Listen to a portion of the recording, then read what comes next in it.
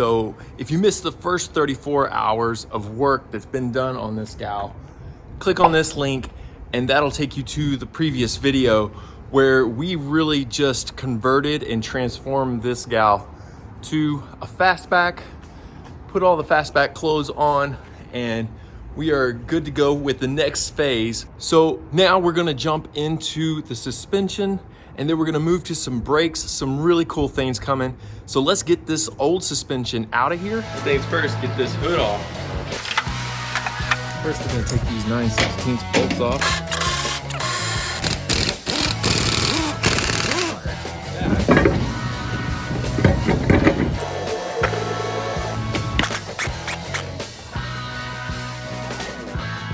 So now the shock will be loose from under the bottom. You can take it out. All right now, so let's work on getting this spring out.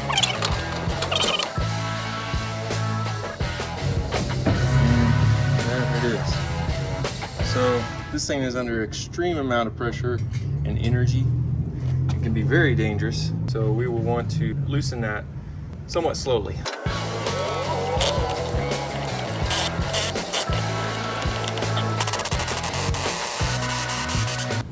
That does it. Got our spring out.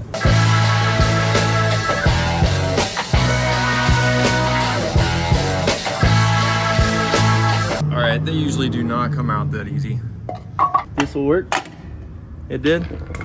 And again, that usually never happens. And same course for the other side.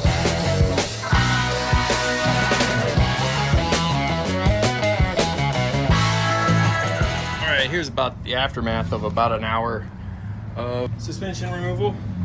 Clean this all up, get the car on the rack, and remove that rear end. All right, so next thing is this guy. All right, time to put some wheels on, and then we can lower this thing on the ground for the first time with this Fastback clothes on.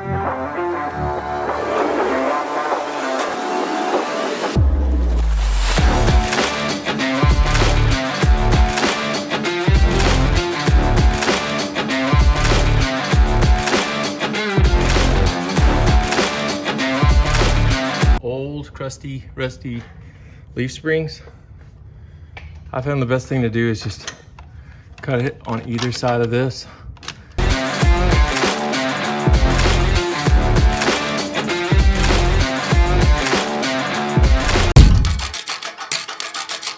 All right, my friends, so it's the next day and we are going to tackle mock-up of the rear end. Really, I'm gonna be replacing it with some different suspension. But until that comes in, I need some way to move this car around. And I really didn't want to use the 4-lug wheels and tires. They look like they were about to explode. So I have to change that out. So I'm gonna go ahead and mock up a 5-lug, 8-inch rear end, get the 5-lug wheels on there, and then start prepping this thing some more. So let's jump into it.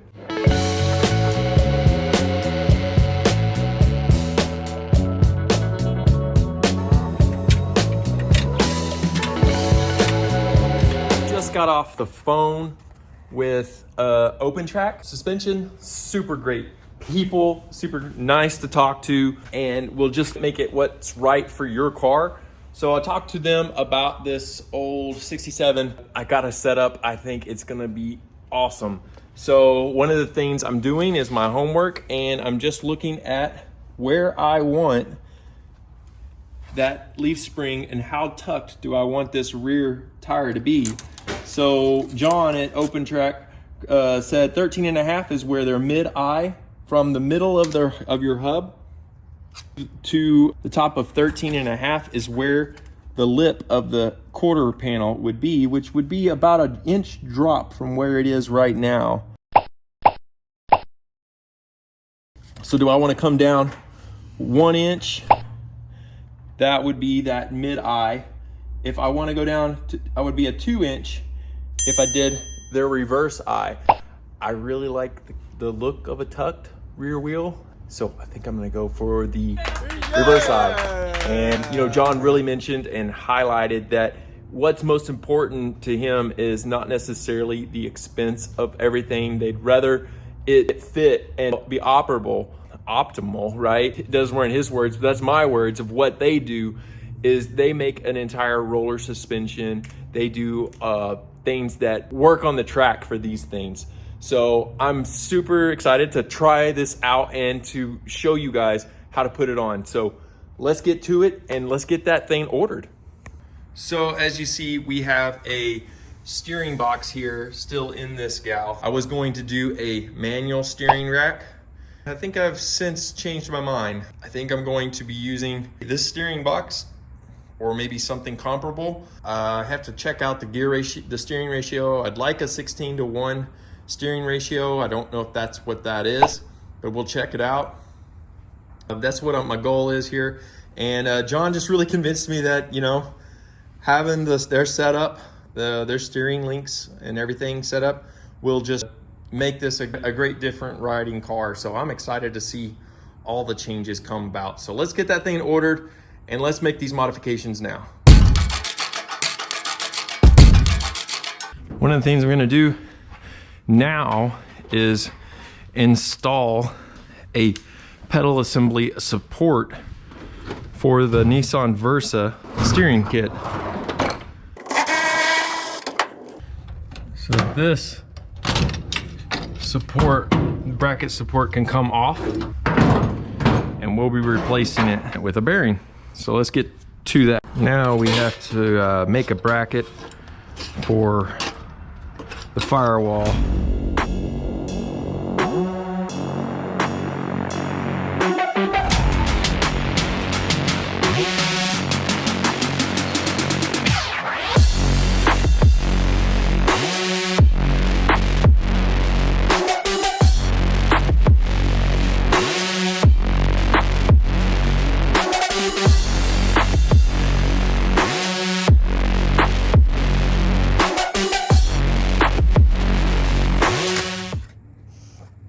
All right, so now we have the bearing kind of mocked up. I just need to punch a few holes for the bolts. So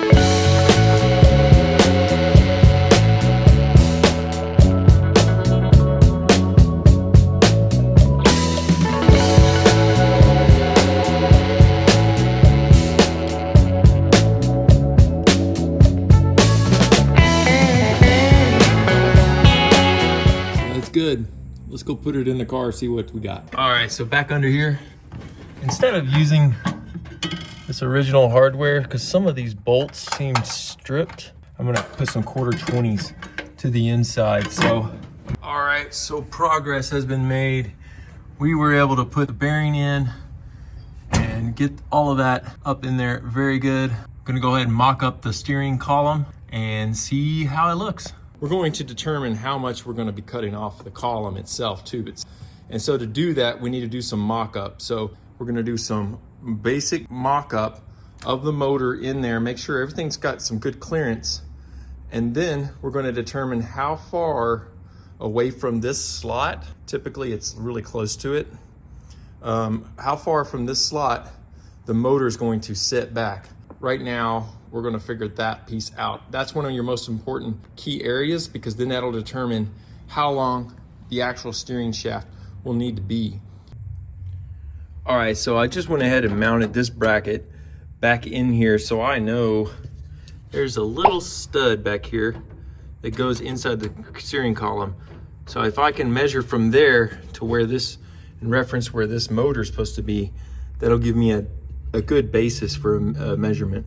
So what I'm gonna do is I'm gonna stick this assembly in, kind of get it centered at about the 10 o'clock position. From here to here is about 1.5 inches. So 1.5 inches should do it.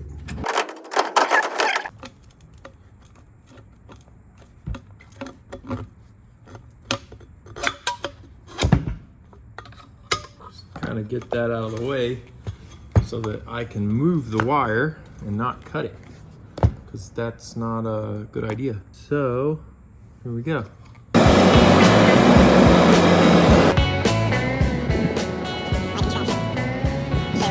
All right, it's time for this one to go under the knife. All right, you sure you want to do this? Well, of course I am. I gotta manage these wires, not cutting them.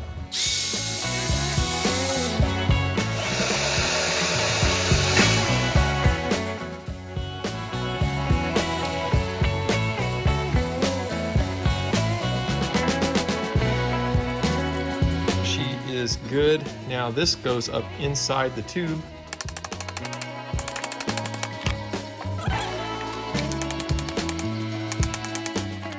So on a 67, it's 10.5. So what I mean by 10.5, on the previous times I've done this mod, the upper shaft has come out to be 10.5 inches long.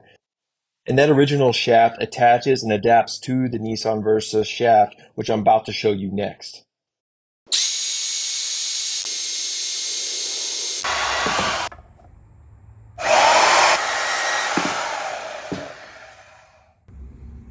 All right, so what I did is I drilled out this upper steering shaft to 3/4 of an inch. Your original shaft can fit inside this, and you can just weld it home. You just want to like make sure it's all square and nice and neat inside there. So we'll go ahead and get that going.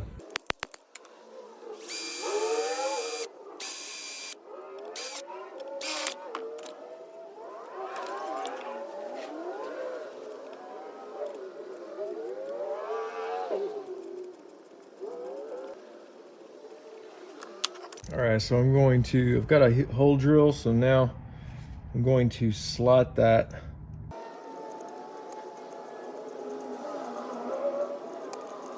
So I'm just slotting this hole so I can throw a screw in it. 8/30 seconds, and that'll lock this in.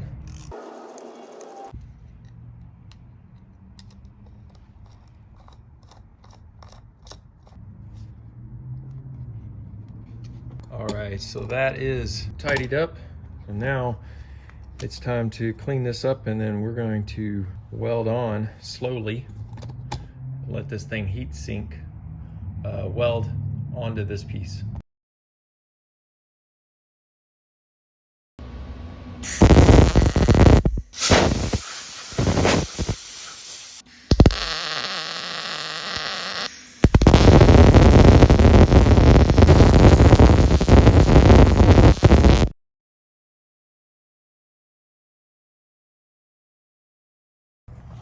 All right, we just got some parts that we needed just in time.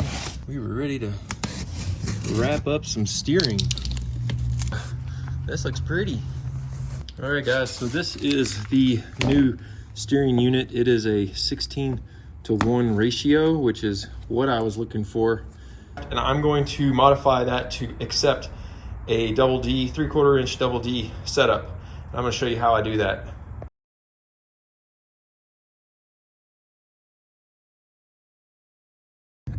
All right, so now I've got a groove here with a 3/4 inch groove. So now I'm going to put my double D shaft that I know is correct in it, and then I'm going to shave this down to where it's flat, and that'll give me a good reference for what I need to shave on the next one.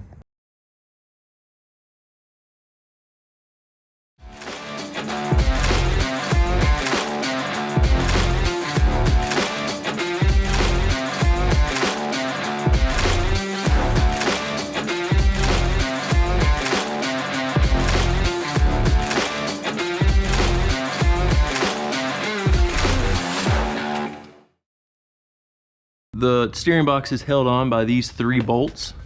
So I just want to go ahead and remove those bolts. If you have an impact, that is the preferred easiest approach from my book. And just like that. It's those 2. And that falls. Just like that. All right, so we're going in with the Versa intermediate shaft. So we'll put it through the intermediate shaft first, and then we'll bring it back to fit on here. And there she goes. And we got plenty of bearing plenty of goodness down there. And then you have this bolt that locks it into the right place. So we're gonna go ahead and tighten that down, and that is a solid connection there. All right, and we have no interference with the clutch pedal, which is great. And yeah, so far so good. All right, so I just cleaned up where the steering box is gonna be. Now I'm gonna just go ahead and cut the steering shaft up to where it needs to be, and we're gonna get it to a double D. Let's get to it. All right, so now I'm gonna put this shaft back in. I've got it attached to the double D. So now I just gotta find that sweet spot real quick on this.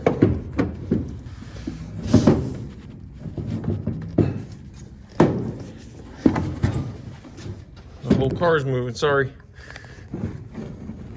All right, there she is, y'all. Worked out really well, I think. Let me get it bolted in, and then we'll know for sure.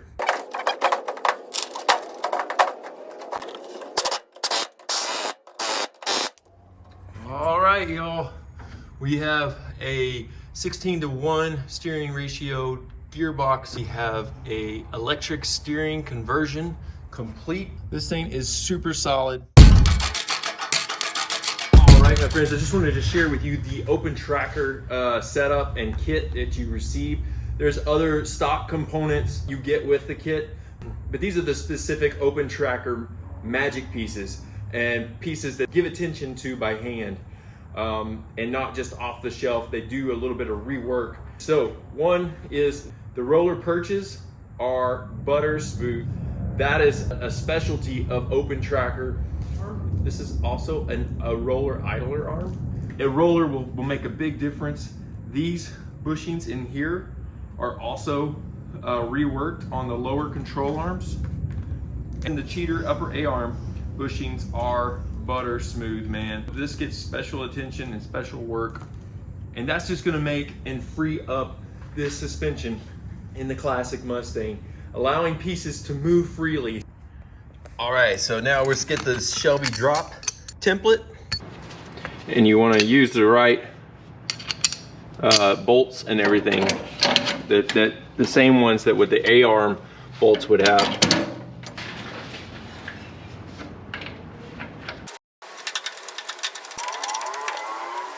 It is a 3/4 inch. Tighten that up. And now you got a great template here for your Shelby Drop. Grab an 1/8 inch drill bit, and I'm gonna start getting after this thing.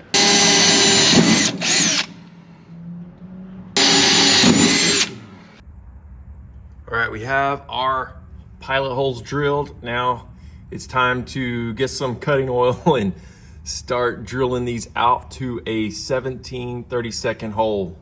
Let's get to it.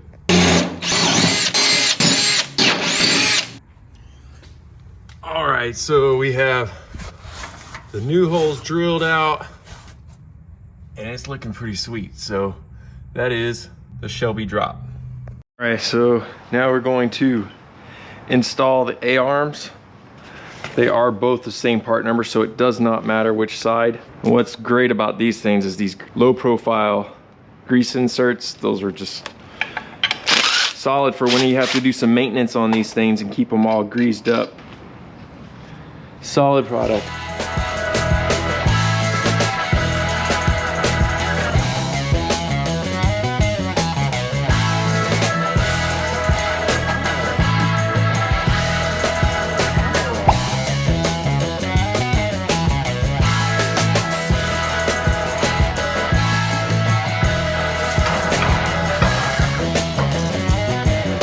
All right, so just take off the protective boot. Take out this cab. Nice. Definitely beefy. And definitely an upgrade.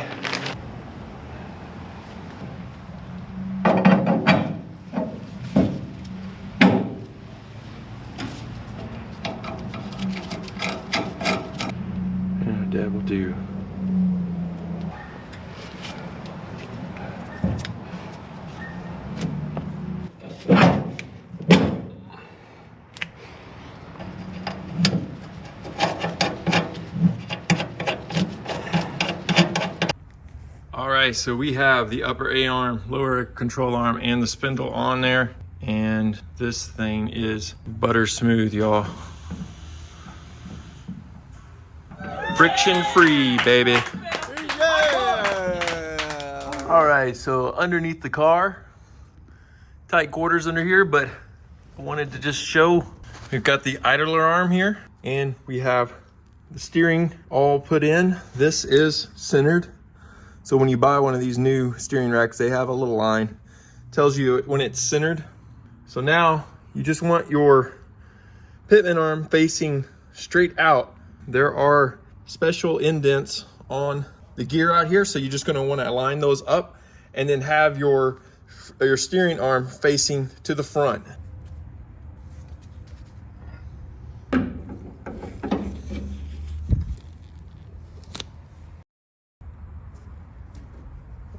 There it goes. You kind of wiggle it to get it on as high as you can. Take the nut that came with the steering box.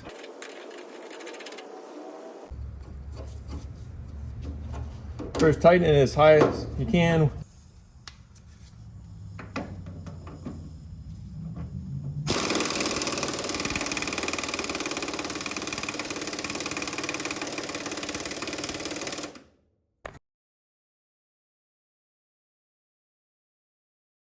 All right, so this is the inner and outer tie rod end, all connected. Again, all loose fit, but we're just gonna go ahead and install it.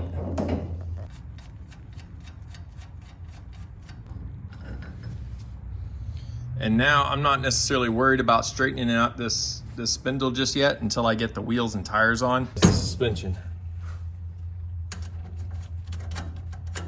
All right, there's two options of installing your roller perches. Like, this is the stock version, where you can install the perch, the tab where your spring intersects to the wall of the car, or you can install it to the out position. And really you can only do that if you have roller perches. Otherwise, you really can't.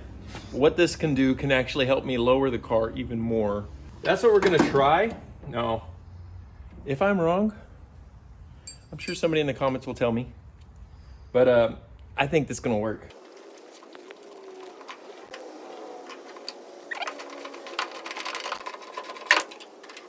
The bolt in is not interesting. But I just want you to see how butter smooth that roller perch is. Go and try to do that with your stock perches, and I would love to see it. But anyway, this whole setup, it is smooth. That's what we're after. All right, y'all, so the suspension is all hand tight, even the rear. We've got a new rear end coming in. I can't wait to show you guys that. If you're ready to see how we perfect the brakes and the stance on this gal, then check out week 2.5.